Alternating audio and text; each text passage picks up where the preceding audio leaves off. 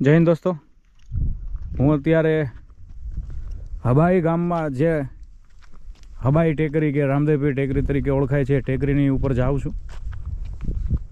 જો કે આ બધા સરસ મજાના ઉબડ ખાબડ પણ ઊંચા ઊંચા રસ્તાઓ આપણને એક અલગ જ પ્રકારનો આનંદ આપે.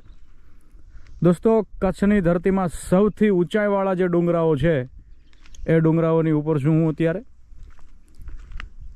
ત્યારે આ બધું દ્રશ્ય તમે જુઓ. આ બધી જગ્યા જે છે એ કોઈને કોઈ રીતે મહાન સંત શ્રી મેકરણ દાદા સાથે સંબંધ ધરાવે છે. આમ તમે જુઓ,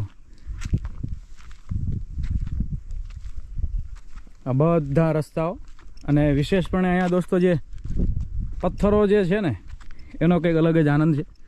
અને આ પગથિયાઓ કદાચ કોઈને કોઈ રીતે ઉપર જાય છે, એ આપણે જે ટેકરી કીધી ત્યાં જ જાય છે કદાચ, પણ આપણે અહીંયાથી જવાનું છે. અને આ જે તે સમયે અહીંયા કોઈ દિવાલ રહી હશે. આ બધું કંઈક વર્ષો જૂનું છે દોસ્તો. અમે અત્યારે કહેવા જઈએ ને તો સમુદ્ર તટથી ઘણી બધી ઊંચાઈ ઉપર છીએ. અને કચ્છમાં જે સૌથી ઊંચામાં ઊંચી જે ટેકરીઓ કહેવાય છે એ ટેકરીઓ ઉપર અમે છીએ અત્યારે. ત્યારે અહીંયા રસ્તો તમે જુઓ હે ને સૂરજનારાયણ દેખાય છે ભાઈ. વાહ, આવી જગ્યાએ એમનામાં હેલા હોય ને તોય આનંદ આવે દોસ્તો. તમે જોઈ રહ્યા છો. અને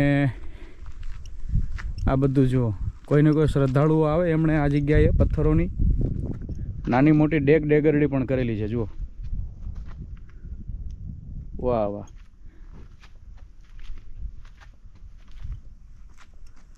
આ ઉપર ટેકરી ઉપર પહોંચી જઈએ ને મંદિરે, પછી ત્યાંથી જે નજારો આપણે જોઈ, ઓહો હો, ન ભૂતો ન ભવિષ્યથી.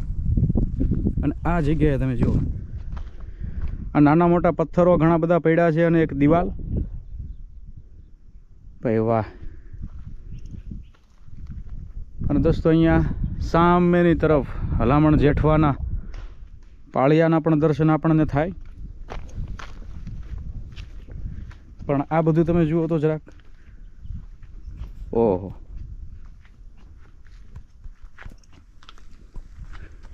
જાણે હમણાં ખળભળી અને હેઠા પડશે આ બધા પથ્થરો એવું આપણને લાગે.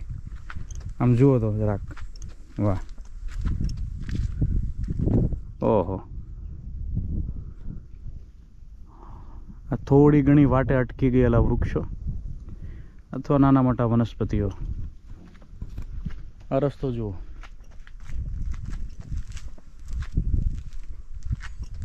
ઉપર મારા મિત્ર વિજયભાઈ અને બધા મારી રાહ જોવે છે.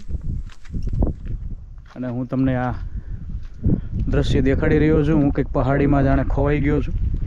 ધીમે ધીમે ઉપર જઈ રહ્યો છું. પવનના સુસવાટા કદાચ તમને વિડીયોમાં સંભળાતા હોય. દોસ્તો, આ તમે જુઓ, અમારા વિજયભાઈ. વાહ, વેલકમ ટુ કચ્છ.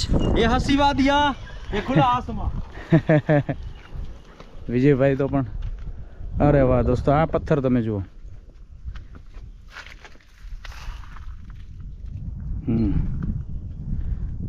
આની સંરચના તમે જુઓ. આ પથ્થર જે અલગ રીતે આદિ ભાષામાં કહું તો જે ખવાણો છે અંદરથી, આમ આપણને લાગે જાણે કોઈ આકૃતિ હોય.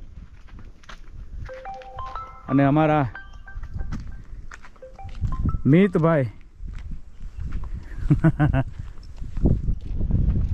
જોઈ લો. કેમ છો આઝાદ ભાઈ? મજા આવી ને? અરે બહુ બહુ. ત્યાં એક બે ફોટા પાડો, હું દોસ્તોને એક બે પથ્થર બતાવી દઉં. દોસ્તો, આ બધું તમે જુઓ. અને ખાસ કરી અને મારે તમને દેખાડવું છે એક પથ્થરની બનાવટ. વાહ ભાઈ,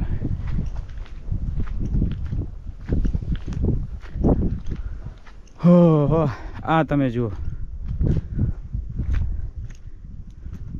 દોસ્તો, આ આનંદ નોખો છે કચ્છમાં તમે જ્યારે પણ હોય ત્યારે. આમ તમે જુઓ, હબાઈની અંદર ઊંચામાં ઊંચી ટેકરીઓ, એમાં હબાઈ ટેકરી કહો કે રામદેવપીર ટેકરી કહો, ત્યારે એના ઉપર ચડતી વખતે પગપાળા આપણે જતા હોય ને ભાઈ, ત્યારે આવા પહાડોની ઉપર આ પથ્થરો આપણને જોવા મળે. ખાસ કરીને આ પથ્થર મારે તમને દેખાડવો હતો. અને બનાવટ તમે જુઓ. બનાવટ મતલબ કે કુદરતે આને કેવી રીતના કઈ સ્થિતિમાં ઘડી દેખ્યો છે એ તમે જુઓ. કંઈક સદીઓના જાગ ઝીલી હો. હા, કંઈક સદીઓના જાગ ઝીલી. અને આ પથ્થર એની સંરચના તમે જુઓ, આપણને કંઈક અલગ જ લાગે. વાહ. હજી હું તમને અહીંથી બતાવું.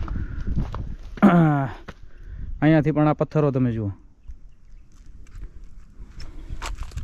જાણે કંઈક કેટલાય વર્ષો જૂના નથી આપણને ડાયનાસોરના અશ્મિઓ મળતા એની જેમ કેટલાય વર્ષો જૂનું કોઈ અશ્મિ, કોઈ હાડપિંજર આપણને મળ્યું હોય ને એવું આપણને લાગે. જો કે આ પથ્થર પણ કંઈક સદીઓ જૂના જ છે. ઓહો દોસ્તો, તમે જોયું